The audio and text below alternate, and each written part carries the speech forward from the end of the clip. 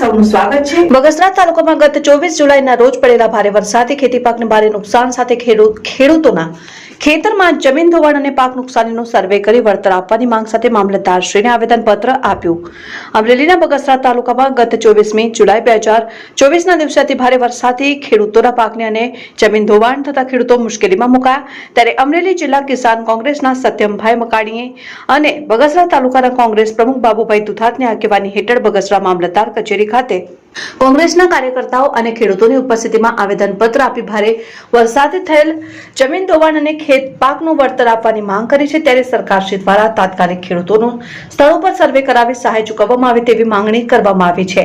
ત્યારે આ 5 થી 7 દિવસમાં સર્વે કરવામાં નહીં આવે કે ગાંધીજીના માર્ગે આંદોલન કરવાની ચીમકી ઉચ્ચારી સાથે જય જવાન જય કિસાનના નારા લગાવી મામલતદાર કચેરી ખાતે આવેદનપત્ર આપી રજૂઆત કરવામાં આવી। રિપોર્ટર અશોક મણવર, સૌરાષ્ટ્ર ધારા ન્યૂઝ, અમરેલી।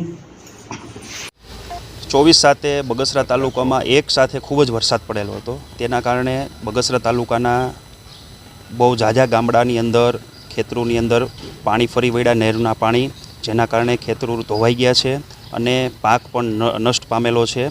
તેના કારણે આજે કોંગ્રેસ પરિવાર દ્વારા અમે છેલ્લા 4 દિવસથી ગામડે ગામડે જઈ ખેડૂતોની વેદના જાણી કે ખેડૂતોને કેટલો પાક નુકસાન થયો છે અને ખેડૂતો કેવી પ્રકારની મહેનત મજૂરી કરી રહ્યા છે। તેના ભાગરૂપે આજે અમે આવેદનપત્ર આપવામાં આવેલું છે અને મામલતદાર સાહેબને વિનંતી છે કે તાત્કાલિક ધોરણે તેનું સર્વે કરવામાં આવે।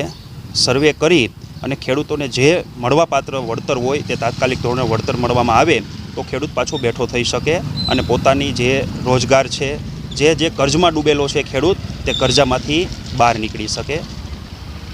આગામી દિવસોમાં અમારી પાસે એક જ હથિયાર છે, ગાંધી ચિંધ્યા માર્ગે આવનાર દિવસોમાં અમારે જો મજબૂર બનવું પડશે તો અમે આંદોલન પણ કરશું। બગસરા તાલુકાના ખેડૂતોની અત્યારે દયનીય પરિસ્થિતિ થઈ રહી છે। અમે હમણાં કોંગ્રેસ પરિવાર પાર્ટી અને બધા કાર્યકરોને સાથે રાખીને ગામડાના સર્વે કર્યા, જેથી કરી ખેડૂતો અત્યારે કંગાળ બન્યો છે।